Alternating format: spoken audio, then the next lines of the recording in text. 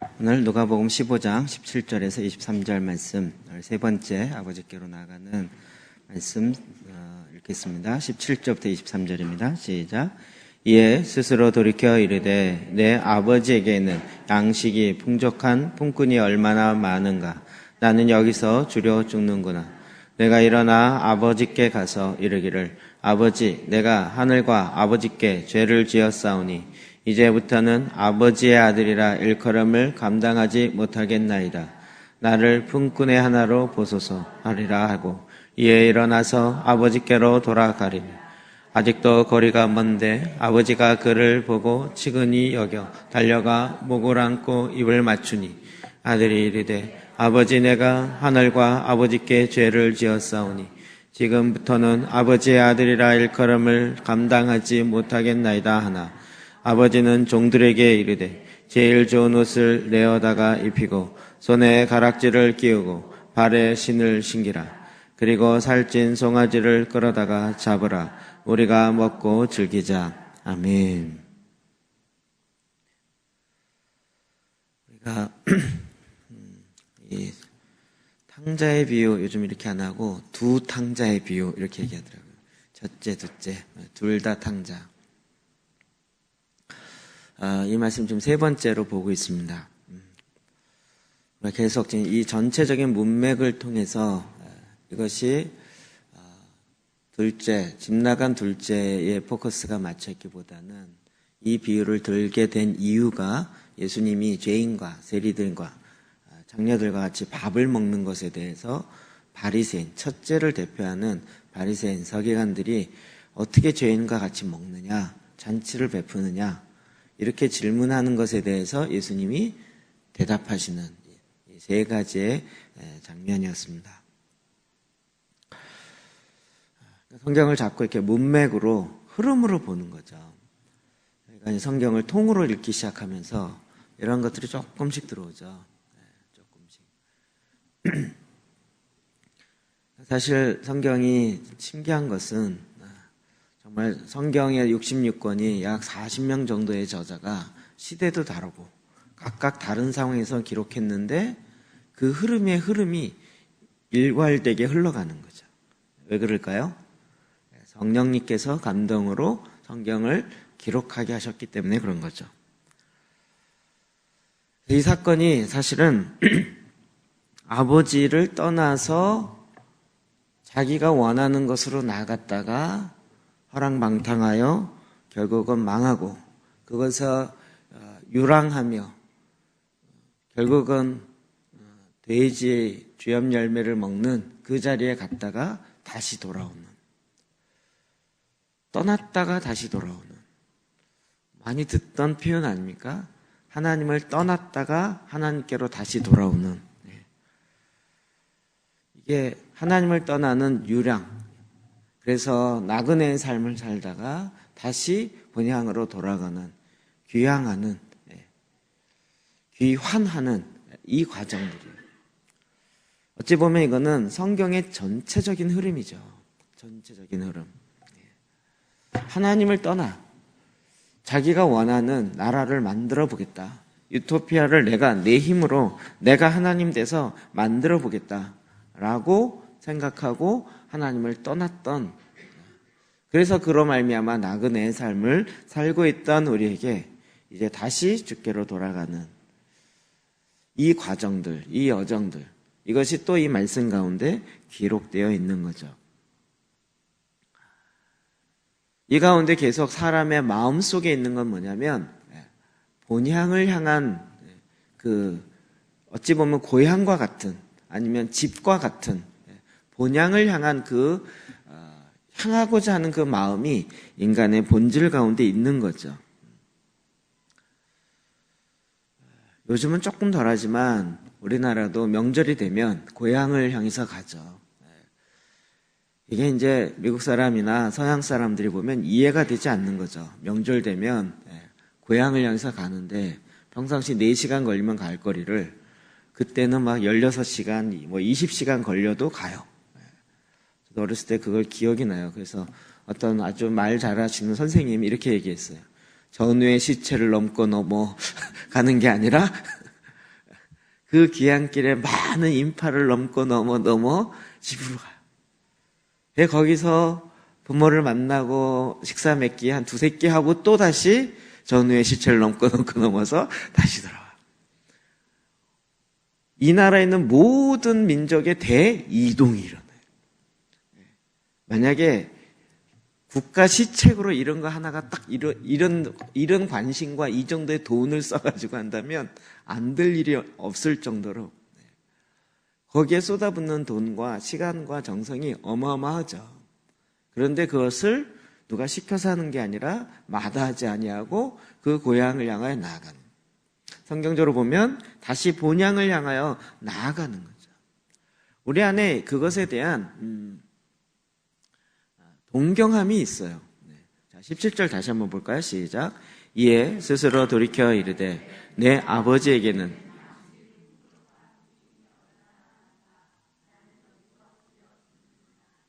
이 탕자가 아버지를 떠난 이 아들이 돌아오게 된 그 배경 속에는 무엇을 기억한 거예요?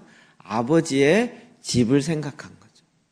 나의 고향을 생각한, 내가 가는 그 집, 그곳에는 양식이 풍족한 품꾼이 얼마나, 그곳에 일하는 품꾼들도 양식이 풍족한데 지금 내 모습을 보니까 나는 여기서 줄여 죽는구나 라고 스스로 본향을 향한 그 마음을 이야기하죠. 근데 이 패러다임이요, 성경 계속적으로 나옵니다. 하나님이 인간을 만들고 어디 두셨어요? 첫째 인간을 만들고 에덴에 두셨죠. 에덴은 사실은 하나님과 직격적으로 소통하는 곳, 하나님의 임재가 늘 있는 곳, 하나님과 함께 동산을 거닐면서 얘기하는 그곳, 그게 에덴인 거죠. 이제 죄로 말미암아 하나님의 말씀을 믿지 않고 따르지 않을 때 그 에덴으로부터 쫓겨나죠. 사실 자기가 에덴을 따로 만들어 보겠다는 거예요. 하나님이 만든 에덴 말고, 하나님의 집 말고 내가 만드는 나의 에덴을 만들어 보겠다. 그리고 그곳에 내가 하나님 되어 보겠다 라고 하는 것이 죄인 거죠. 그래서 결국은 그곳에서 떠나는 거예요. 하나님의 집에 대한 반감을 품어요.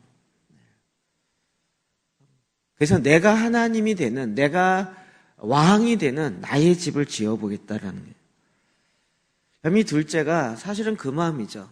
아버지, 유산을 나에게 주십시오. 우리 지난주에 이야기했죠? 이게 무슨 얘기라고요? 원래 아버지가 돌아가셔야 유산을 주는 건데 멀쩡하게 살아계신데 주세요. 이 얘기는 아버지가 죽건 말건 상관없이 나는 당신이 주는 유산, 재산이 더 관심이 있습니다.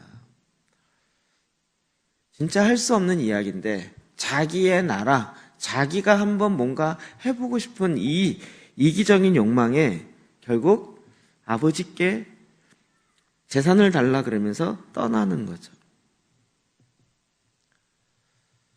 결국은 그가 허랑방탕하게 됩니다. 그리고 놀랍게도 그가 돌아오게 되어지는 계기가 주어지는 것이 아버지의 집을 생각하는 거죠. 그게 바로 본향을 향하는 마음이라는 거예요. 히브리서 11장 16절 볼까요? 시작. 그들이 이제는 더 나은 본향을 사모하니 곧 하늘에 있는 것이라. 이러므로 하나님이 그들의 하나님이라 일컬음 받으심을 부끄러워하지 아니하시고 그들을 위하여 한 성을 예비하셨느니라. 아멘. 더 나은 본향을 향해 사모하는 마음이 있어요. 지금도 이렇게 생각해 보면 해석이 참 아니었구나라는 생각이 들어요. 우리가 나중에 죽으면 하나님 나라에 우리가 거할 집이 있다는 거잖아요. 그래서 옛날 부흥 강사님 오셔서 그 집이 어떤지를 계속 얘기했죠. 그리고 우리에게 상급을 주는데, 면류관을 주는데 개털모자부터 시작해서 면류관까지 쫙 서열 나누고 우리가 거하는 집, 어떤 집인지, 몇 평짜리인지 쫙 이야기하면서 우리가 어떤 집으로 돌아갈 것인가, 뭐 이런 식의, 어렸을 때 부흥에 참석 안 했었죠. 네. 근데 그 거처가 뭐예요, 거처? 하나님이 함께 하는 그것이었죠. 그게 이제 죽어서 가는 것뿐만 아니라 이제 우리가 제단을 통해서 보니까 뭐죠? 주님이 거하시는 거처. 어디예요? 제단, 성막, 성전, 예수 그리스도의 몸인 교회, 그리고 우리의 몸된 성전, 그리고 내 마음. 어디에 거하시는 거예요? 내 마음이에요. 결국 내 마음에 하나님 두기를 싫어했어요. 내 마음이 하나님의 거처 되는 것을 원하지 않았어요.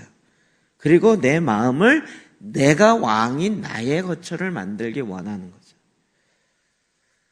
그래서 하나님을 저버리고 내가 원하는 나의 나라를 만들려고 나가는 거예요. 근데 거기서 화랑방탕하고 거기서 이제 내가 죽게 되는구나 라고 느껴지는 그 순간 다시 본향이 생각나요. 아버지와 하나님 아버지와 함께 있었던 그곳. 이거를 워낙 까먹었기 때문에 그냥 막연하지만 우리가 막 살기 좋아하는 막 옛날에 그 막 뭐 무슨 소가집이 아니라 뭐 맨션이다 뭐 이런 차원이 아니라 하나님과 함께하는 에덴 동산과 같은 그 거처. 그것에 대한 막연한 유토피아에 대한 막연한 동경들이 우리 안에 있는 거예요. 근데 이게 가만히 보니까 그게 뭐였어요?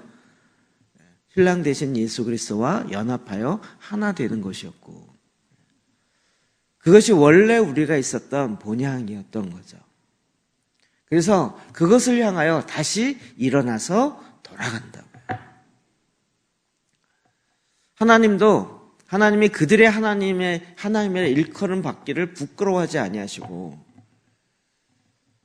이 탕자의 비유를 이야기하면 아버지가 이 둘째 아들의 아버지 되는 것에 대해서 야 이제 너 아버지라 부르지 마. 너 그냥 주인님 이렇게 불러. 이러지 아니하시고 그를 또 맞이하면서 그를 위해서 예배하는 이 과정들이에요. 이게 다 우리의 지금 모습과 관계되어 있는 거예요. 그럼 이게 죄로 말미암아 일어나는 하나님을 떠나는 이 상태, 그를 유리하며 방황하는 상태라 이렇게 성경이 얘기하죠. 창세기 4장 14절에 가인과 아벨 사건 볼까요? 시작. 주께서 오늘 이 지면에서 나를 쫓아내시온즉 내가 주의 낯을 배웁지 못하리니 내가 땅에서 피하며 유리하는 자가 될지라 물은 나를 만나는 자마다 나를 죽이겠나이다. 결국 하나님 앞에 범죄예요. 죄가 너를 다스리지 못하도록 빨리 네가 죄 문제를 해결하라. 그런데 그 문제를 해결하지 않죠. 그냥 마음의 문을 열어놓은 상태로 있다가 동생을 죽이는 상황이 오는 거죠. 결국 그 가정에 함께 있지 못해요. 그래서 내가 땅에서 피하여 어떻게 돼요? 유리하는 자가 돼요. 방황하는 자가 돼요. 실향민이 돼요. 고향을 잃어버렸어요. 다시 돌아갈 수 없는 자가 돼요. 이거에 대해서 이 가인의 마음이 찢어지는 거죠. 그것에 대한 두려움이 그를 덮었던 거죠. 그럼 이게 야곱에게도 이런 얘기가 또 나옵니다. 47장 9절이요. 시작. 야곱이 그에게 내 인생 내 나이가 얼마 되지?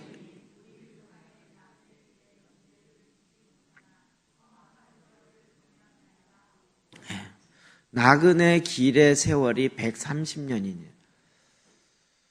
그가 이제 요셉을 통해서 바로에게 가죠. 그래서 그 나이가 130년인데 자기의 인생을 쫙 돌이켜보니까 한마디로 정리하는데 뭐예요? 나그네 길이라는 거예요.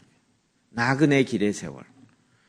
그래서 조상의 나그네 길의 연조에 미치지 못하지만 험악한 세월을 보내겠다. 그렇죠. 그의 마음에 내가 축복을 다 차지해 보겠다 그래서 형의 장자권 뺏고 속이고 그래서 이제 나그네가 되어서 삼촌 라반의 집으로 가서 거기서 또 오히려 속임을 당하고 거기서 유리하는 백성으로 막 애쓰지만 결국은 인정받지 못하고 다시 고향으로 돌아오지만 그 고향에 대한 두려움, 그리고 이제는 또다시 애굽으로 내려가는 나그네 인생이죠. 내가 거처할 나의 영원히 거할 본향이 어디냐? 영원한 것이 어디냐? 그는 자기 삶이 나그네인 것에 대해서 이야기를 계속하는 거예요. 그럼 이게 실현되지 않는 거예요. 집으로 돌아가는 이 삶이 실현되지 않아요.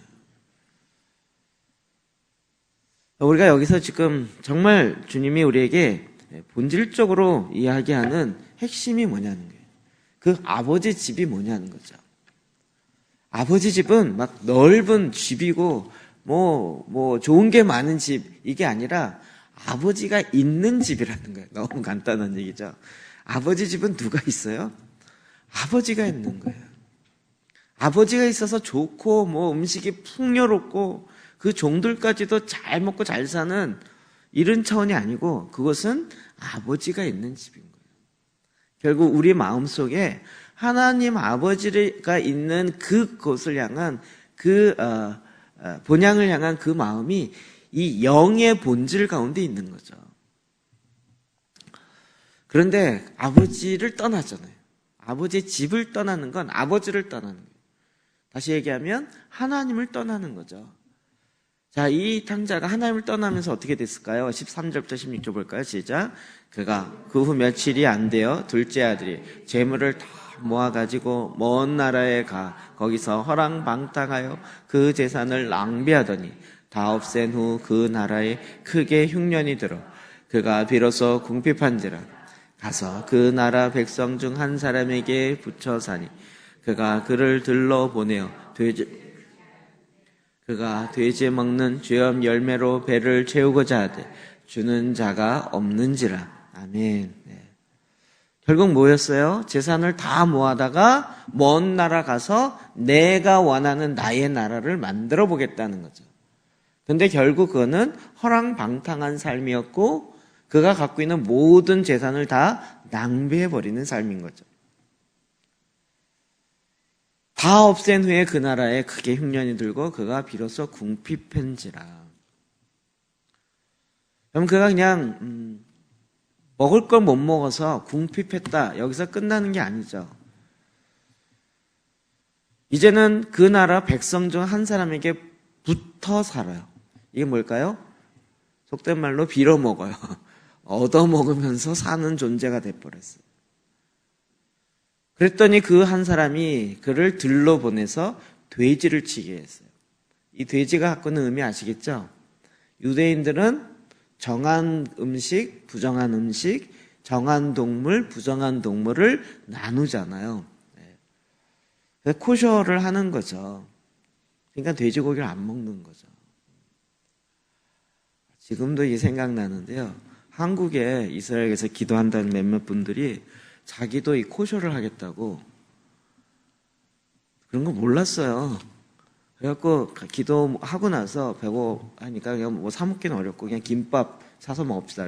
김밥을 사갖고 왔어. 먹는데 김밥을 해치더라고 이렇게. 그랬더니 그걸 몇 개 뭘 꺼내요. 뭐 하냐고 그랬더니 햄을 꺼내고 이렇게 꺼내는 거죠. 햄 싫어하세요? 아니 그게 아니고요. 햄에 돼지가 있어서 김밥을 먹는데 이걸 빼내고 먹는. 그 모습이 얼마나 한 대 쥐어받고 싶든지. 그게 거룩한 뭐라고 하면서 그러는 거예요. 참 어이가 없더라고요. 음식을 먹을 때마다 이게 부정한 정결한 건가 이거를 계속 계산하면서 그걸 먹으면서 살더라고요. 근데 이 당자는 결국은 자기의 신앙, 자기의 믿음 지킬 수가 없어요.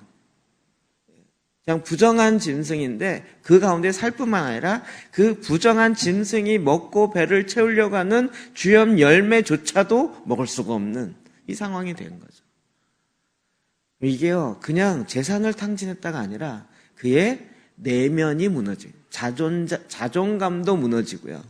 자기가 갖고 있는 신념이나 자기가 갖고 있는 모든 것들이 다 무너져요. 즉 자아상이 무너져요. 인간이 하나님을 저버리고 생명의 근원 되신 하나님을 저버리니까 그냥 죽었다 이 정도가 아니라요. 완전히 병든 상태가 돼요. 그러니까 먹는 게 제대로 못 먹으니까 벌써 위가 상하고 장이 상해요. 이상 막 쓰레기 뒤지면서 먹으니까 부패한 거 먹고 결국 위도 상하고 장도 상하고 이 속에 있는 게 상하니까 결국은 피부병도 생기고 관절도 안 좋아지고 그리고 나중엔 뼈까지 아프고 이 상태까지 가는 거예요. 육체적으로 보면 그렇고요. 그의 내면으로 보면 아예 완전히 망가져 있어요. 그냥 자기가 인간으로서의 취급 뭐 이런 것 자체가 없어져 버려요. 정말 처참한 상황에 가버리게 되는 거죠. 그의 내면에는 이기심, 교만, 하나님을 떠나서 내가 하나님 되고자 하는 그런 마음으로 가득 차 있었던 거예요. 그러니까 결국 아버지를 떠나면서 내가 뭔가 할 수 있을 것 같은데 결론은 뭐예요? 생수의 근원 되시는 아버지와 떠났기 때문에 망가지는 거죠. 망가지는 아주 그 비참한 상태지만 그게 우리 주변에 일어나는 실제인 거죠. 저희 아데프 박사님의 글을 자꾸 보다가 성경을 보면 약간 또 아데프 박사님의 영이 맞는 느낌이 좀 들어요. 누가복음 15장 20절이요. 15장 아닌데? 뭔가 이게 장절이 잘못됐습니다. 나중에 알려드릴게요. 시작. 예수께서 이르시되 여우도 굴이 있고 공중에 새도 거처가 있어 인자는 머리 둘 것이 없. 예수님 어디에 거하십니까? 그랬더니 나는 머리 둘 것도 없다 이렇게 얘기했잖아요. 거처가 없다는 거죠. 거처가 없다. 주님이 거하실 곳이 없다. 그래서 전에는 그냥 막 주무실 곳이 없구나 이 정도 생각했는데 거처하면 또 뭐가 생각나기 시작하죠? 하나님이 거하시는 곳 어디죠? 다시 할까요? 제단, 성막, 성전 그리고 예수 그리스도의 몸, 교회 이거 하나 다 따져봐도요 하나님을 떠나니까요 교회 아닌데도 하나님이 거하실 데가 없어요. 우리의 마음은 하나님의 거처인데 여기에 제단이 세워져야 되는데 하나님을 떠나버리니까 내 마음에 하나님이 거하실 곳이 없어요. 예수님의 머리 둘 곳조차도 없는 내 상태가 돼요. 제가 요즘 머리가 약간 이상해지려고 그런 것 같아요. 성경 전체가 이렇게 보이는구나. 그 예루살렘 지정학적 의미와 이게 얼마나 혁명적인 이게 해석이고 적용인지 지정학적 의미와 또 하늘나라에 하나님이 거하시는 예루살렘 그리고 영적 의미는 교회와 신부 마음 기억나시나요? 또 까먹었나 보네 좀 돼서 주님이 거하시는 그 거처 마지막 그래서 완성은 어떻게 일어나요? 계시록 21장 넘어가면 새 예루살렘이 내려온다고요. 주님이 거하시는 그것이 아예 위에서 져갖고 내려온다고요. 우리가 하나님 아버지를 떠나니까 나의 내면이 망가지는 거예요. 이번 주일날 오후에 들었던 그 간증에서 굉장히 이게 역시 경험에서 나오는 예화니까 이게 팍팍 꽂히더라고요. 생각이 계속 나더라고요. 우리가 말씀을 자꾸 먹으면 왜 진동이 오고 왜 더러운 것이 자꾸 나오기 시작해요? 안 먹었을 때는 이 밑에 쫙 깔려 있단 말이에요. 깔려 있어갖고 뭐가 있는지 별로 드러나지 않았는데 생수가 들어가니까 부유물이 막 떠오르기 시작해갖고 말씀이 들어갈수록 그 안에 더러운 것들이 나오기 시작한 거예요. 이게 한동안 나와야 되는 거예요. 아니 왜 말씀을 먹는데 더러운 게 나오냐? 왜 죄악으로 인한 내 저 밑바닥에 있는 게 나오냐? 거기에 계속 죄악된 것이 저 밑바닥으로부터 쌓여 있어요. 그런데 이게 생수가 없었으니까 쌓여 있는지도 모르고 그냥 힘들어하고 있었다가 말씀을 먹기 시작하니까 생수가 들어가기 시작하니까 그게 저 밑에 깔려서 그냥 가만히 있던 것이 올라오기 시작하는 거예요. 우리의 내면에 망가짐이 어느 정도냐? 제가 그 표현을 처음 들었을 때는 예수님의 사랑이 내 세포 하나하나까지도 다 주님을 사랑하게 해주세요. 이 얘기를 들었을 때 심한 과장이다 이런 생각이 들었거든요. 근데 요즘은 어떤 생각이 드냐면 우리 세포 하나하나까지 다 하나님을 거역하려는 DNA가 다 들어있어요. 망가진 게 그냥 조금 망가진 게 아니라 우리의 육은 아예 하나님을 거역하려는 이 육의 하나님을 거역하는 그 DNA가 그냥 세포 하나까지 다 들어있어요.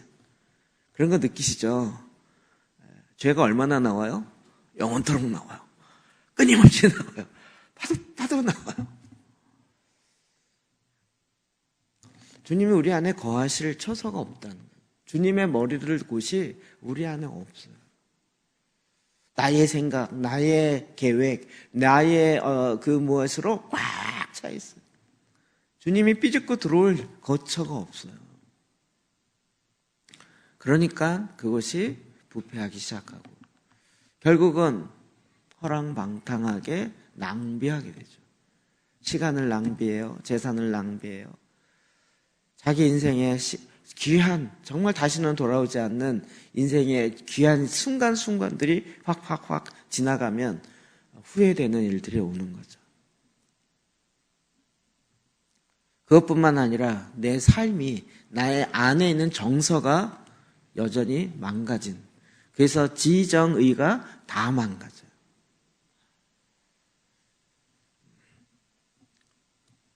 그럼 그것의 가장 원초적인 표현, 예수님의 십자가의 사건이죠. 마태복음 27장 46절이요. 시작. 제9시쯤에 예수께서 크게 소리질러 이르시되 엘리 엘리 라마 사박다니 하시니 이는 곧 나의 하나님 어찌하여 나를 버리셨나이까 하는 뜻이에요. 어찌하여 나를 버리셨나이까. 이게요, 오늘 이렇게 본문에 보니까 탕자가 돼지의 우리에 들어가서 주염 열매를 먹으려고 그러는데도 없어요. 그래갖고 하나님 아버지 나에게 좀 먹을 것 좀 주세요. 어찌하여 나를 버리시나이까. 거의 이 모습하고 비슷하게 느껴집니다. 예수님 십자가에서 이 이야기는 하나님을 떠난 인간의 제일 밑바닥에서 나오는 이야기죠. 그렇게 부르짖는데도 하나님의 응답할 수가 없어요. 하나님을 떠난 그 상태의 핵심인 거죠. 유대인들은 메시아가 오셔서 정치적인 해방이 될 것이다 라고 생각했어요. 그러나 메시아이신 예수 그리스도께서 오셔서 여러분 그걸 회복한 게 아니었더라고요. 이것도 오늘 이 탕자의 이 비유에 기가 막히게 나와요. 자, 이제 이 둘째가 돌아옵니다. 20절이요. 시작. 이에 일어나서 아버지께로 돌아가니. 아버지께로 돌아요. 이 성경은 여기는 이렇게 딱 쉽게 표현하고 있지만 아버지께로 돌아가는 이 길이 그렇게 쉽지만은 않더라고요. 아까도 얘기했지만 서론에 이야기했지만 성경은 전반적으로 너희들이 나를 떠날 거지만 언젠가 다시 돌아올 것이다라고 주님이 계속 얘기해요. 하나님이 계속 예언해 주시고 계속 내가 너희를 원시복음부터 시작해서 계속 내가 메시아를 보내서 너희들이 결국 나에게 돌아오게 할 거다. 계속 그 얘기를 하는 거예요. 자, 언약 맺었던 아브라함에게도 그 얘기를 한 거죠. 15장 13절 14절 시작. 여호와께서 아브라함에게 이르시되 너는 반드시 알라. 내 자손이 이방에서 객이 되어 그들을 섬기겠고 그들은 400년 동안 내 자손을 괴롭히니 그들이 섬기는 나라를 내가 징벌할지며 그 후에 내 자손이 큰 재물을 이끌고 나오리라. 아멘. 성경의 패턴이 참 같죠. 네. 너희들이 세상으로 이렇게 애굽으로 가요. 그런데 그 애굽에 가서 나중에 그 나라가 내 자손들을 괴롭힐 거라는 거예요. 그래서 거기서 그 애굽을 섬겨요. 그러나 하나님은 거기 끝나지 않고 다시 돌아오게 할 거예요. 다시 귀환하게 할 거예요. 그들을 징벌하고 그리고 그들에게 큰 재물을 가지고 다시 돌아오게 할 거예요. 그럼 이게요, 같은 패턴으로 계속돼요. 결국은 이스라엘이 다윗을 통하여 나라를 굳건하게 세웠지만 솔로몬으로 인해서 나라가 두 쪽 나기 시작하고, 그래서 북이스라엘이 아수르에서 멸망하죠. BC 722년에. 남유다는 바벨론에 의해서 멸망하죠. 586년에 BC. 그렇게 멸망하는데 또 하나님 뭐라 그러세요? 70년 만에 다시 이곳에 곧도로 돌아올 거라는 거예요. 예레미야를 통해서 예언하셨죠. 29장 10절이요. 시작. 나 여호와가 이같이 말하노라. 바벨론에서 70년이 차면 내가 너희를 권고하고 나의 선한 말을 너희에게 실행하여 너희를 이곳으로 돌아오게 하리라. 이스라엘 백성이 요구한 게 아니라 하나님이 기둥이에요. 우리가 아까 다니엘서에 읽은 것처럼 우리 선조가 하나님이 말씀한 대로 순종하지 아니하고 어김으로 언약에 기록된 대로 결국은 흩어지게 된 거죠. 그런데 하나님은 그 흩어지는 그 순간에 그러나 너희는 70년 만에 다시 돌아오도록 내가 할 거라는 거예요. 하나님 그렇게 하겠다라고 계속 사인을 주는 거죠. 결국 다니엘이 기도하고 이스라엘 백성들이 죽게 다시 돌아오죠. 이제 느헤미야 7장 6절에 보면 이 이야기가 나옵니다. 같이 볼까요? 시작. 옛적에 바벨론 왕 느부갓네살에게 사로잡혀 갔던 자들 중에서 노임을 받고 예루살렘과 유다에 돌아와 각기 자기들의 성읍에 이른 자들 곧 온 회중의 합계는 42,360명. 그러면서 거의 지파들이 몇 명 돌아왔다는 게 쫙 나와요. 6절부터 65절까지 쫙 나오죠. 읽기도 힘든. 그거 다 토탈했더니 몇 명이 돌아왔어요? 42,360명이요. 근데 거기 말고 몇 명이 더 추가돼요. 1차 교환, 2차 교환, 3차 교환. 바벨론에서 언제 멸망해요? BC 586년에. 그리고 70년 만에 다시 돌아오리라는 거예요. 37년에 1차 귀환하는데 49,897명, 약 5만 명이 돌아와요.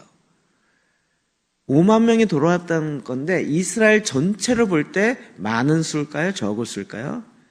적은 수죠. 다윗 때 인구조사했을 때 몇만이었어요? 비록 잘못했지만 장정만 전쟁에 나가서 싸울 수 있는 사람은 120만이었어요. 어마어마한 군사력을 갖고 있었다고요. 근데 몇만이 돌아와요? 많이 잡아야 5만. 나머지는 바벨론에 그냥 살아요. 하나님의 말씀하는데 다시 돌아가지 않아요. 돌아올 거다라고 예언까지 하고 다니엘이 거기서 깨어 기도하고 그 연수를 깨닫고 하나님께 기도하고 그러는데 이스라엘 백성이 다 돌아가는 게 아니라 5만 명이 안 돼요. 그리고 2차 귀환이 일어나죠. 에스라서 7장 1절에 10절 보면. 그래서 이제 돌아오는데 그 명단의 첫 번째 스룹바벨과 예수와 여호수아와 느헤미야 이게 쭉 나와 1절 명단이. 그래서 스룹바벨 성전을 건축하죠. 그리고 나서 이제 학사 에스라를 통해서 다시 성전 중심의 신앙 공동체를 회복하는 사건. 이것과 관련돼서 에스더서가 나오는 거고요. 그리고 이제 느헤미야가 그 예루살렘의 상황을 물어보니까 성벽이 회포됐어요. 그러니까 스룹바벨 성전은 있는 거고요. 성벽이 무너져 있으니까 계속 당하는 거예요. 그래서 이것 때문에 기도하면서 다시 예루살렘 성벽을 건축하죠. 재건하죠. 이게 3번에 걸친 교환이에요. 이 얘기를 제가 왜 하냐면 우리가 하나님 아버지께 돌아가면 되는데 이 과정이요. 굉장히 쉽지 않는 귀향길이에요. 제가 요즘에 계속 그런 질문을 받아요. 대만 얘기를 제가 하도 하고 다니니까 그러면 대만처럼 하면 되지. 왜 안 하냐? 이렇게 얘기하죠. 저도 릴리 목사님 만날 때마다 이게 2번인가 3번 물어봤어요. 거기 모이라 그러면 다 모이세요? 목사님들이? 안 모이는 사람 없어요? 그랬더니 저를 위아래를 훑어보더니 왜 안 와요? 안 온다는 게 무슨 말이에요? 이런 식으로 물어보는 거예요. 제가 요즘에 속상한 건 안 오시는 분이 꽤 많아요. 언제 모이겠다고 정기 모임을 1년 전에 다 공지하고 합의해서 결정해서 다 했는데도 불구하고 안 가르쳐줬대요. 한 1년 전에 다 얘기하고 그러는데, 그래서 다른 약속을 잡았다는 거예요. 뭔 약속인가 들어봤더니 별로 중요한 약속도 아니에요. 제 안에 이 속았다는 생각이 자꾸 들어요. 이번에도 대혁명을 일으켰잖아요. 우리는 안 했는데 우리 교회는 할까 그랬는데, 우리 교회는 뭐 제가 책임지면 되니까. 새벽기도 재단 단체 카톡을 TK는 미리 공지하고 리플을 5번 이상 달지 않으신 분은 새로운 단체 카톡으로 옮길 때 초청하지 않겠습니다. 그리고 새로운 단체 카톡을 딱 통계를 다 안 했어요. 그거에 근거해서 5번 이상 리플 다신 분만 이쪽으로 딱 초청하고, 안 다신 분은 그냥 혹시 원하시면 다시 이야기해 주세요. 원하지 않는데 억지로 초청돼 갖고 있는 것 같으니까. 왜요? 한 90명 하는데 리플 다시는 분이 30명이 안 돼요. 3분의 1이 안 돼요. 그리고 통계를 계속 냈거든요. 보니까 정말 하나도 안 돼요. 그런데 그 5번이란 뭐냐면 아멘까지 쳐서 5번인 거예요. 저는 저희 교회에서 통계 내는 때는 아멘은 안 쳐요. 저 장문장을 썼을 때만 리플 단 걸로 쳐요. 여러분도 제가 통계 내고 있다는 걸 알려줘 버렸네. 언젠가 또 들지 모르겠습니다. 통계 때문에 일하라는 건 아니고요. 그랬더니 어제 오늘 계속 문자가 오고 막 난리가 났어요. 그리고 막 옆으로 돌아서 말이 들어오고 직방으로 들어오고 저 지방 내려갔다 돌아오고. 하고 이득진 목사 왜 자기를 잘랐냐 하고 제가 불러다 놓고 얘기를 한 거죠.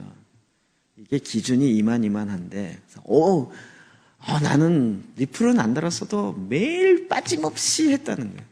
그러면 거기다 리플 달라고 내가 광고하고 얘기한 게 5번 이상이나 됐는데 그건 본 적이 없으세요? 그랬더니 기억이 안 나는데요.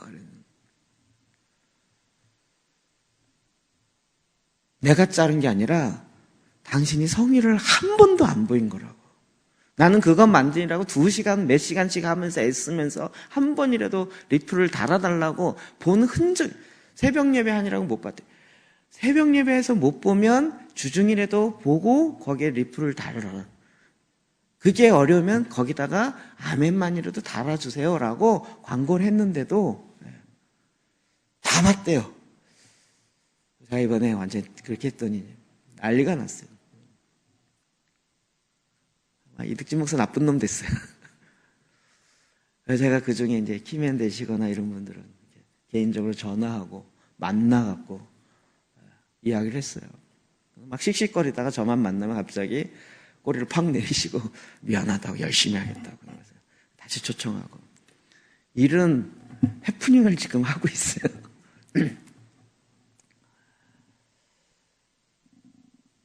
그래갖고 TK 지금은요 새벽기도 재단이요 잘 되고 있어요. 2달 반 동안 한 번도 리플 안 다신 분이 지금 장문의 리플을 마구 달고 계세요. 분위기가 확 달라졌어요. 가끔은 이 악역을 필요로 하는 것 같아요. 하나님이 돌아오겠다라 그러는데요, 거기에 기본적인 성의를 보이지 않아요. 얘가 별로 안 좋은 것 같다. 우리가 주님의 말씀으로 돌아간다. 여러분, 돌아가자라고 얘기하기는 굉장히 쉽죠. 근데 막상 돌아가기로 하고 가다 보니까 어때요? 망가진 게 너무 많이 나오는 거예요. 그냥 돌아갑시다. 우리 주님께로 돌아갑시다. 여호와께로 돌아갑시다. 콜람데오 하나님 앞에서 그래갖고 막 외치고 이러긴 굉장히 쉬웠어요. 기도하기 그것도 좋았고요. 종교개혁 500주년을 맞이해서 우리가 다시 하나님 앞으로 돌아갑시다. 아멘. 좋았죠. 근데 막 정작 하나님께로 돌아가려고 이제 가다 보니까 이게 뭐 세포 하나까지 하나님을 거역하면서 망가져 있고, 이게 고쳐져야 할 게 보통 많은 게 아닌 거예요. 막 저 밑바닥에 숨겨져 있고 아주 막 3대, 4대째부터 내려오는 이 죄의 저주의 습관까지도 막 내 안에서부터 오기 시작하는 거예요. 아버지께로 돌아가는 건, 이럴 때 우리는 자꾸 인간적인 생각을 내놓기 시작해요. 아버지를 만날 때 그래도 체면이 있지. 그래서 내가 조금 더 나를 고쳐놓고 가자. 그래도 행세이라도 좀 깨끗하게, 이렇게 목욕이라도 한번 하고 옷이라도 한번 좀 깨끗한 옷을 입고 만나야지. 자꾸 우리는 이런 생각을 가요. 이게 다 뭐예요? 인간적인 생각인 거죠. 참 너무 재밌는 건, 여러분, 이 탕자가 자기의 삶을 고치고 아버지를 만나는 게 아니라 아버지를 만날 때 아버지가 고치세요. 다르죠? 우리는 내 이 자존심, 뭐라 그럴까요?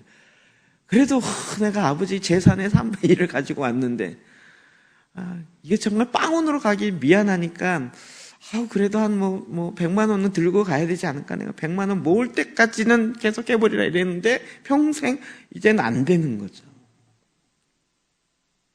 그게 아니고요. 그냥 아버지께로 가는 거예요.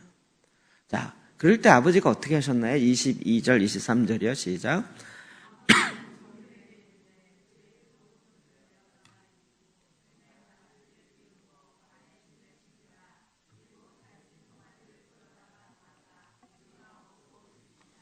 아멘. 이제는 성경을 읽어도 이게 팍팍 이해가, 이 상징들이 이해가 되니까 너무 기뻐요, 저는. 좋은 옷을 입혔대. 이게 뭘까요? 겉옷의 교환. 언약의 겉옷의 교환. 겉옷은 뭐죠? 그 사람의 정체성이요. 기억 안 나세요?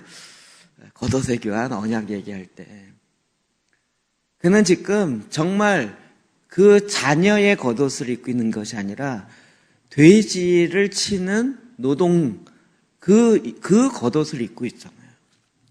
그런데 아버지가 오셔서 겉옷을 좋은 옷으로 교환시켜줘요.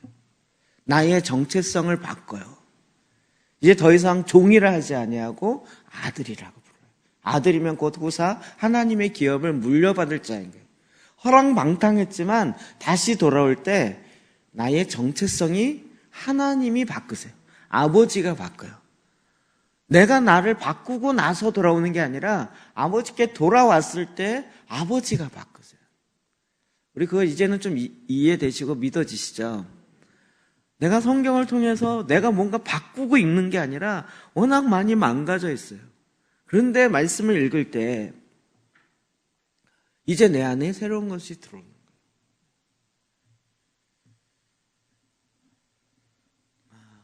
우리가 제가 한동안 뇌과학 얘기했었잖아요. 이번 주에도 목요일날 강의하고 났더니 몇몇 분들이 와서 질문을 2시간 동안 했어요. 그 중에 하나가 자녀교육 관련돼요. 자녀교육을 어떻게 해야 되냐, 이걸 갖고 계속 묻더라고요. 기도재단 하면 자녀들이 바뀌냐, 이것부터 시작해서 막 이렇게 질문을 하는 거였어요. 그 고민이 많은 게 그럴 때예요. 나이가 보니까 이제 40대에서 30대 후반에 40대니까 애가 이제 막 학교 다니면서 자녀 교육을 어떻게 해야 될 것이냐가 고민이 많은 때더라고요. 뇌과학적으로 설명해 줬죠. 여러분들 그 이해되시죠? 안 까먹으셨나요? 뇌도 누런이 있어서 뇌세포를 누런이라 그랬잖아요. 그게 대추야자 나무 같다 그랬죠. 발음이 틀렸나요? 그래서 이렇게 쭉 올라갔다가 그 야자수처럼 가지가 이렇게 있고 뿌리가 있고요. 그래서 위에 있는, 잠깐 못내 저도 이거 뭐라 하죠? 시냅스는 저거고요. 그래서 요 위에 있는 이 나뭇잎 같은 요게 서로 네트워크가 되면서 정보를 갖게 되는 거라 그랬잖아요. 그러니까 뇌세포가 서로 연결되면서 전기 전기가 흘러요. 그러면서 계속 자극이 되는데 그게 뇌세포가 연결되면서 정보를 갖게 되고 그게 습관이 되는 거예요. 그래서 중독이 있는 사람은 뇌세포가 다르다 그랬죠. 뇌 구조가 다르다. 그쪽으로 뇌가 쫙 연결되어 있는 거예요. 이 문제를 해결할 수 있는 방법은 무엇이에요? 이 뇌세포를 고치는 게 아니고 어떻게 해요? 새로운 뇌세포의 네트워크를 이거보다 더 강한 네트워크를 만들어내는 거예요. 그게 만드는데 21일 걸린다는 거죠. 그래서 요즘 뇌해독이라는 용어까지 나오는 거예요. 뇌 스위치를 켜라, 그 책에 나오는 거 보면. 그게 뭐죠? 하나님의 말씀을 계속 먹으니까 나는 제사장이야. 나는 하나님의 아들이야.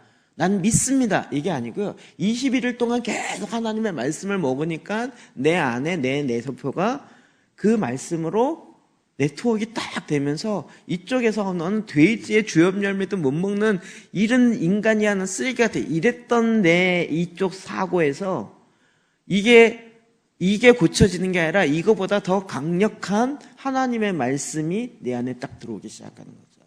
생명으로 말미암아. 그래서 이게 이거보다 더 강해지면서 이거를 초월해 버리는 거잖아요. 이게 이제 뇌과학적인 설명이죠. 우리가 아버지께로 돌아와서 내가 나를 고치고 안 고쳐줘요. 우리 그것 좀 인정하면 정말 마음이 편해요. 내가 나를 고치고 난 다음에 아버지께 돌아가리라. 평생 안 고쳐지기 때문에 평생 돌아갈 수가 없어요. 반대로 아버지께로 돌아가면 아버지께서 나를 고치기 시작하세요. 이게 참, 그리고 나를 변화시키기 시작하는 거예요. 아버지가 좋은 옷을 줘요. 나의 정체성을 바꾸기 시작해요. 어제도 오늘도 계속 지금 이제 내일도 네이션 강의를 이제 하고 있는데요. 이 트랜스포메이션 하면 사람들이 제일 두려워하는 게 뭐냐면 국가 변혁 이야기예요. 국가 변혁이 어떡하라고 이거 잘못됐다고 발목 잡혀 하지 마. 이게 이제 쫙 깔리는 거예요. 그 강의를 할 때 이게 그 부담감이 저도 굉장히 많이 와요. 근데 어제도 그렇고 오늘도 그렇고 하나님 은혜를 많이 주셔서 정말 성경에서 두 축이죠, 두 축. 우리를 나라와 제사장 삼으신 그에게 제사장만 삼은 게 아니라 나라도 삼았다고요. 이것도 다시 강의해야 될 분위기는 아니죠. 내가 국가를 바꿔보겠다 이게 아니고 하나님이 나를 다시 거듭나게 했을 때 왜 예수의 피로 값주시고 사셨다고요? 천국 보내려고 하는 것만이 아니라 나로 하여금 나라, 제사장 삼으셨다고요.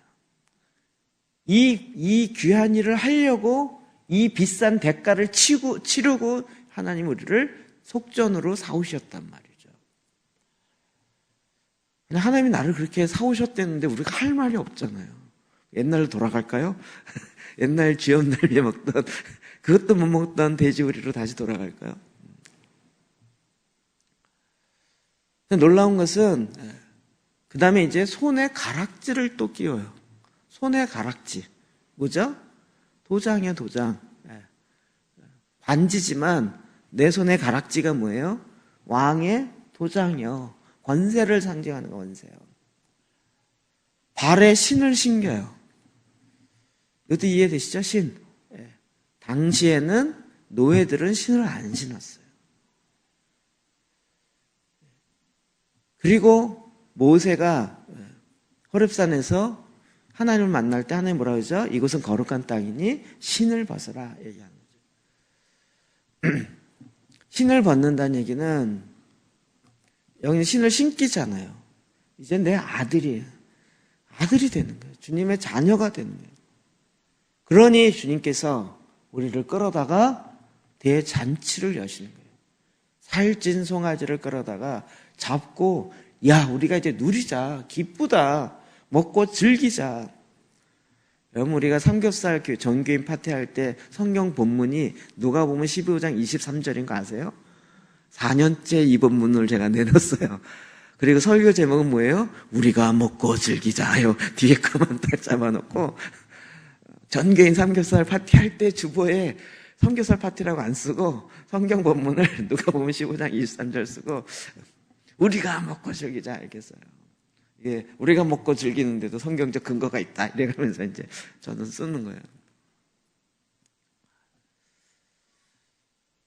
하나님께서 우리를 이제는 그 하나님의 나라 안에 들어가서 그걸 막 미안해서 어쩔 이게 아니고요. 그 자녀로서 충분히 먹고 누리고 하나님 나라의 이 일들이 내 삶에 실제화되게 하는 그 삶을 살게 하신다는 거죠. 그래서 이 잔치를 베푸시는 거예요. 저와 여러분을 향해서도 주님의 하나님 나라의 이 잔치를 베풀어요. 이 일을 위해서 하나님께서 하신 일이 있어요. 히브리서 2장 14절이요. 시작. 자녀들은 혈과 육에 속하였으며 그도 또한 같은 모양으로 혈과 육을 함께 지니시금 죽음을 통하여 죽음의 세력을 잡은 자 곧 마귀를 멸. 히브리서의 표현 너무 정확하죠. 네. 예수님이 왜 혈과 육으로 오셨냐고요. 왜냐하면 우리가 혈과 육에 속해 있어요. 그러니까 이 혈과 육에 속해 있는 우리를 구원하시려면, 이 묶임으로부터 끊으려면 그분이 우리랑 똑같이 혈과 육을 입고 오셔야 돼요. 그렇게 오셔서 우리를 잡고 있는 죄의 권세인 죽음의 세력을 잡아. 죽음의 세력을 잡은 자 곧 마귀요. 그거를 예수님이 혈과 육을 입고 오셔서 멸하여 보셨다고요. 그래서 우리는 자유롭게요.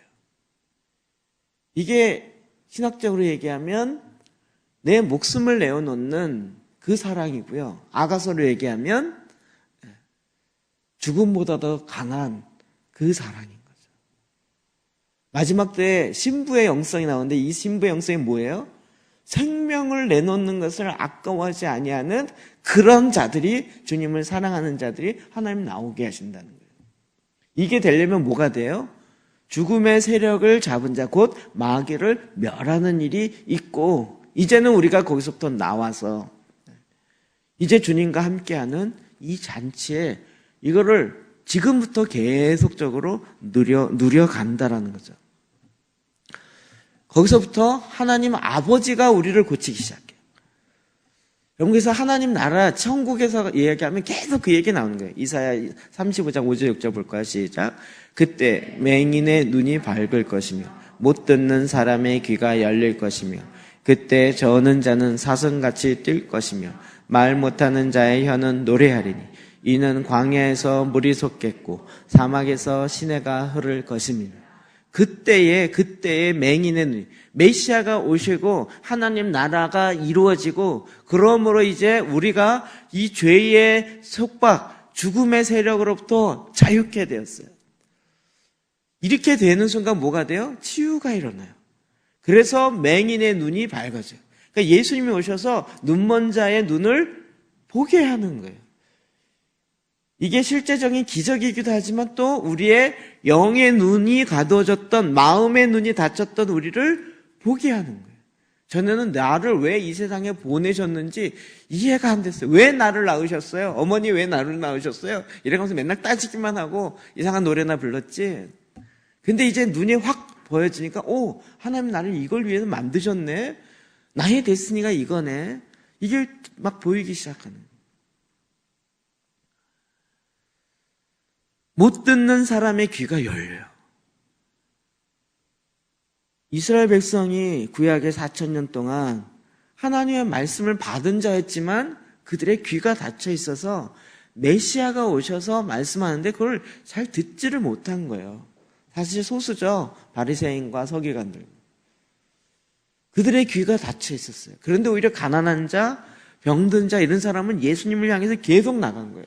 갈급함으로. 예수님을 십자가에 못 박으세요. 이것도 사실은 소수예요. 유대인 전부가 아니에요. 그걸 다 유대인이라고 얘기하니까 히틀러가 유대인 다 죽여 이렇게 된 거잖아요. 초대교회 성도들은 다 유대인이었어요. 예수님이 십자가에 못 박으라고 죽이라고 얘기한 사람들은 유대인 중에 소수였던 종교 지도자들, 바리새인과 서기관들과 제사장들, 다 해도 500명이 안 되는 그런 사람들이 결국 예수님 십자가에 죽은 거죠.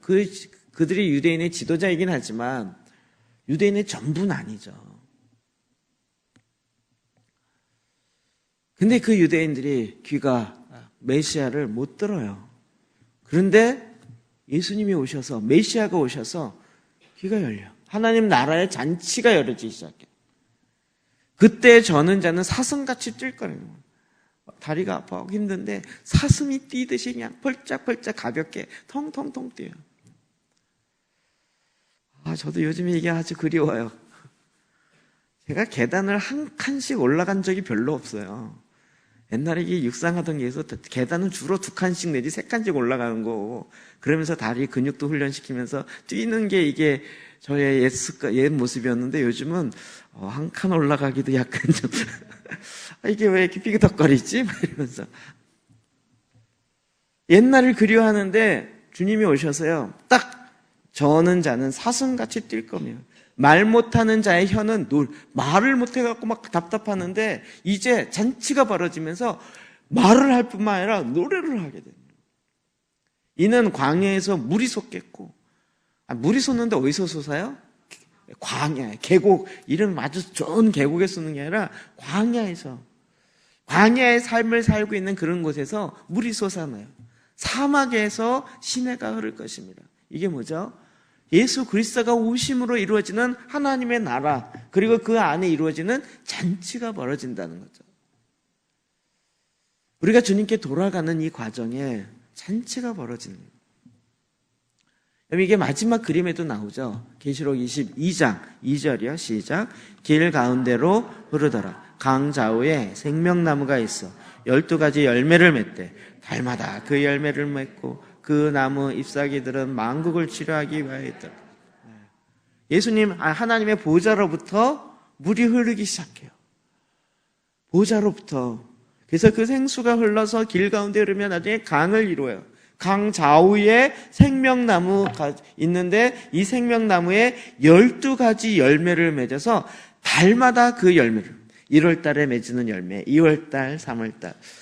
이거 재밌을 것 같아요. 1월부터 12월까지 열매가 달마다 맺혀요.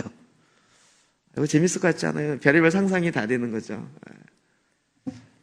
우리는 열매가 맺히는 땅 한정돼 있잖아요. 그런데 그 생명나무, 그 주님의 흐르는 그 강가에는 달마다 열매가 맺힌, 다른 열매, 12가지 열매가 맺혀지는, 그 여기서 끝나는 게 아니에요. 그러니까 날마다 풍성한 거죠.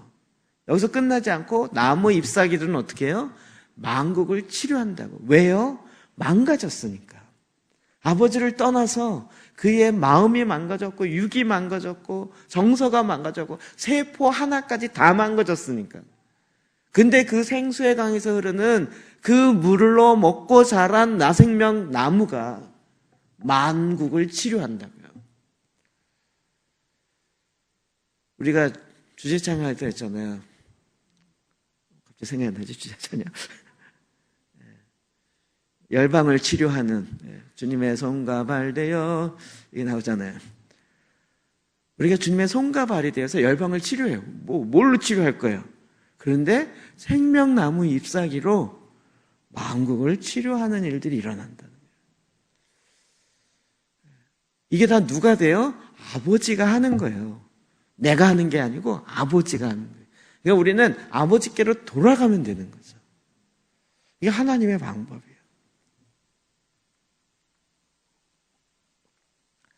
참, 저도 요즘에 이제 말씀 전하는 게 재밌는 건, 말씀 전하다 보면 막 이것저것 막 생각이 나요. 저는 큰일 났어요, 이제. 오늘도 40분을 초과해서 강의를 하는 바람에, 저 뒤에서 계속 끝내려고 충주에. 막 말씀이 자꾸 떠오르는 거예요. 자꾸 떠올라요. 별의별 게 다 떠오르는 거예요. 그리고 막 이거 맞추려고 하면 또 떠올라서 또 얘기하고, 이제 기도하고 맞추려면 또 말씀이 떠오르고. 전에 이 말씀을 봤던 건 내용들이 자꾸 떠올라고, 막 이게 막 연결되어지고, 연결됐는데 또 아데프 박사님의 또 해석이 딱 들으면서, 이게 이거였구나. 전에는 이게 이거였고, 요거 하나만 해석됐는지, 그게 앞에 것도 해석되고, 뒤에 것도 해석되고. 말씀이 이게, 또 막 이게 설교하다가 깨달아져요. 요즘은 희한하게. 말씀을 이게 막 전하다 이게 깨달아져요.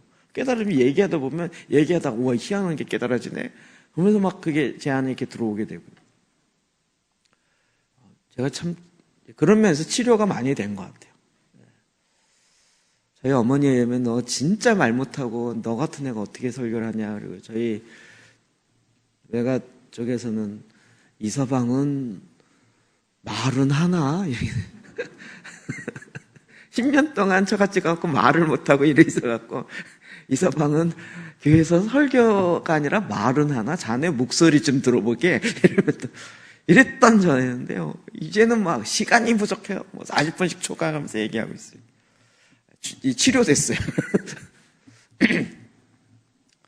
하나님께서 우리의 과거에 어떠함이 상관없어요. 이제 하나님이 나를 치료하시고 하나님의 잔치 가운데 불러다 놓고 이것을 마음껏 누리라고 이야기하시는 거예요. 그럼 이게 아버지께로 돌아가는 거예요. 내가 뭘 하고자 아니라 아버지께로 돌아가면 아버지가 다 예배해 놓으셔갖고 싹싹싹 바꿔줘요. 아버지가 알아서 치료해줘요.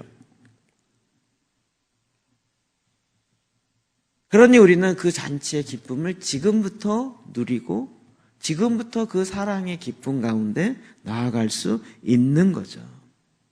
그러니까 이 패러다임이 우리 마지막 종말론에도 똑같이 되는 거죠. 마지막 아버지가 어린 양의 혼인 잔치를 베푸세요.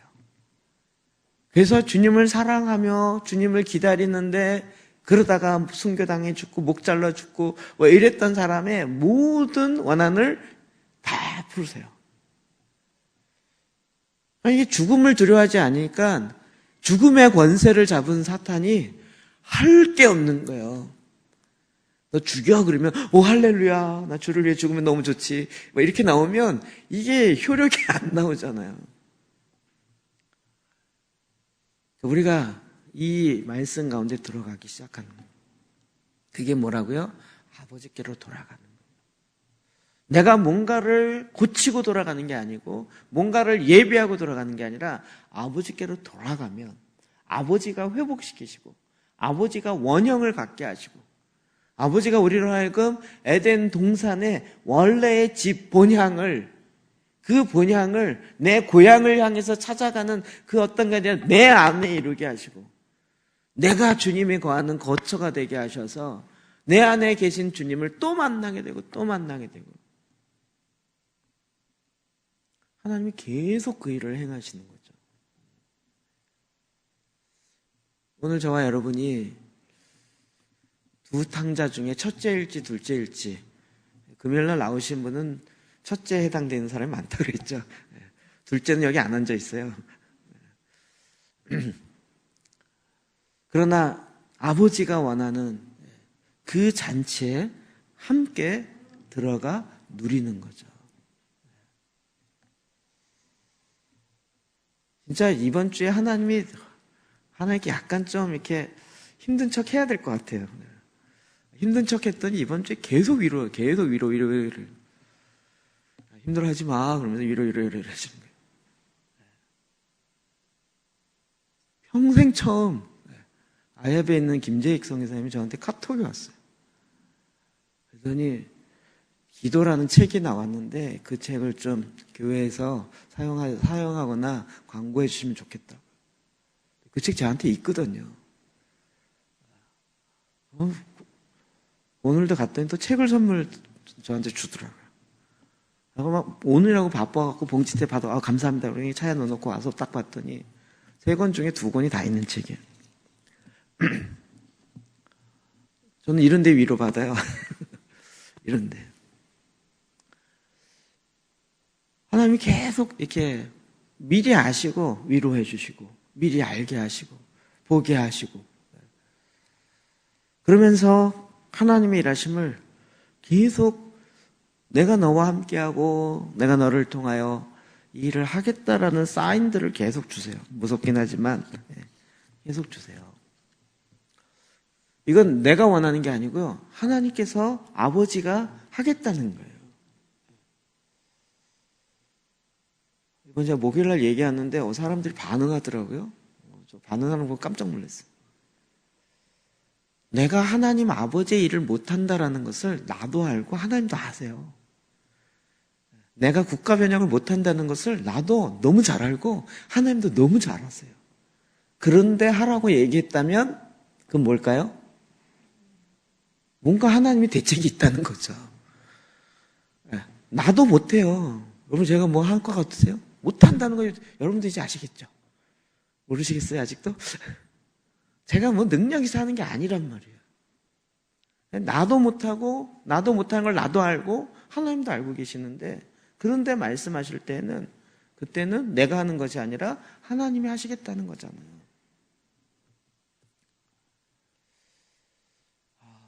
주님께서 지금 우리가 아버지께로 돌아가는 거예요.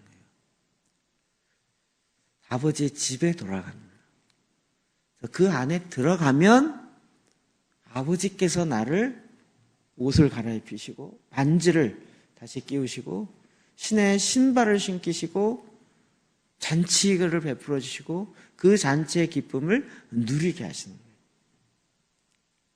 왜 마지막 때의 기도집이 이렇게 전 세계적으로 어마어마하게 일어날까? 이런 신부들을 준비시키는 강력한 도구이기 때문에. 예전한 얘기인데 일반 전통교회 개념으로는 거룩한 신부 일어나기가 쉽지가 않아요. 신부 되려고 좀 기도시키려고 그러면 어떻게 2시간 기도해요? 내 인생에 불가능해요. 막 이렇게 되는 거잖아요. 근데 이제 이곳에서 그냥 힘들지만 막 그냥 눌러 앉아 있다 보니 2시간은 기본적으로 하게 되고. 이게 왜요? 기도의 집이 신부들을 준비시키게 돼요. 주님을 향한 사랑으로. 그 말씀으로 들어가게 하니까. 그래서 내 마음이 치유되어지고 하나님을 향한 이 사랑이 회복이 되기 시작해요. 그리고 내 안에 그런 거룩한 소망이 이루어지기 시작해요. 그리고 주님을 향해서 이제 그 기쁨을 내가 누리게 되는 거죠.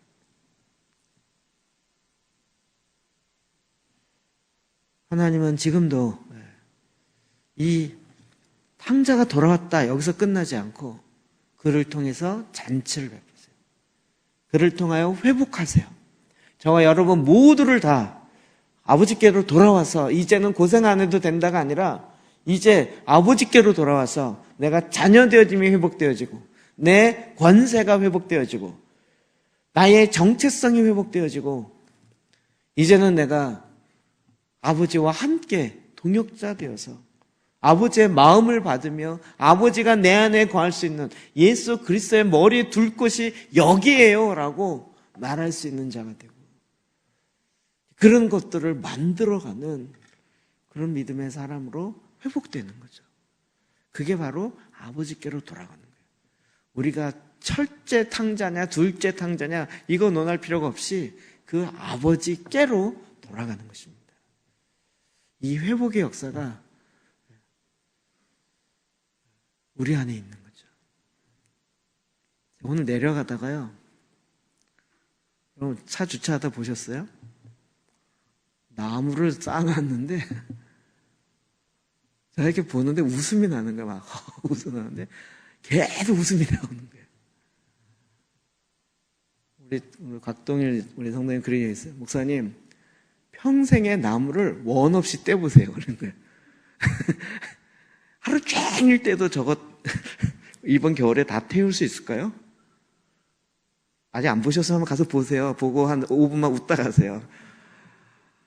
저거 겨울 내 24시간 태워야 돼 저거 진짜. 그래도 저거 다 태울 수 있을까 말까 하는 건데요. 그냥 갖다 놓고 이제 하나님 별의별 방법으로 다 하시네 막 이 생각이 드는 거예요. 여러분 저는 이런 거 보면서도 막 이렇게 와 하나님이 별의별 방법으로 이루어하신다 이 생각이 드는 거예요. 막 너무 이렇게 보는데 웃기더라고요. 어제는 안 웃겼어요. 왜냐하면 딱 내리는 걸 보면서 약간 5톤 트럭이 왔는데 크레인이 이걸 이렇게 내리는데 이게 무슨 그리고 막 머릿속에 일로 느껴지는 거예요. 야 저걸 어떻게 다 잘라? 저걸 어떻게 자르지? 저거 도끼질도 하고 자르기도 해야 되고 이걸 어떡하지? 막 이렇게 되고 오늘 왔더니 또 한 차가 와서 더 부렸어요. 10톤이나 했어. 근데 오늘은 갑자기 와 하나님이 그냥 넘치게 그냥 다 태우자 그냥 다 태워. 어제도 저기 우리 목사님 몇 분하고 이야기하면서 저녁에 와갖고 또 불 태우면서 희한하게요. 근데 어느 목사님 그 얘기를 하더라고요. 불을 보면 멍청하게 불을 보게 돼요. 시간이 금방 가요. 근데 저는 그 불을 보면서 계속 말씀이 떠오르는 게 뭐냐면 불의 혀와 같이 이게 계속 떨어져요. 아, 불의 혀가 저렇게 탔단 얘기구나. 하나님 나를 태우셔서 저렇게 태우라는 얘기구나. 막 타는 소리와 탁탁 소리 나도 명쾌하고요. 불로 막 타는 거 보면서 하나님 불로 태우세요. 이게 그 사람은요 이게 불로 구워져야 되는 거예요. 네. 우리가 24시간 불로 구워주라고 아마 저거 하신 건가 이 생각이 드는 거예요. 재단의 불은 꺼지지 않게 24시간 태우라고 하나님 뭐 상징적으로 주셨나 막 이런 생각이 막 들게 되면서 끊임없는 잔치를 베풀라는 거예요. 끊임없는 잔치. 아마 이런 일들이 지금 주변에서 막 일어나는데 지금 이제는 얘기 안 할 거예요. 이제 미리 얘기했다가 안 되더라고요. 다 되고 난 다음에 얘기할게요. 이런 잔치가요, 우리가 이 땅에서 아버지와 함께 누리라고요. 이제 돌아왔느냐, 첫째냐, 둘째냐, 이거 논할 필요 없이요. 아버지가 베푼 잔치 안에서 이 기쁨을 누리는 거죠. 그러면 아직도 돌아가면서 뭐가 올라오고 내 안에 막 세포가 거부하고 그러면 그거 다 치료하려고 하지 마시고 그냥 돌아가십시다. 그냥 아버지께로 가는 거예요. 아버지가 있는 그대로 맞이하고 안고 그리고 우리를 원래 창조했던 원래의 모습으로 회복할 것이에요. 이 시간 주 앞에 나가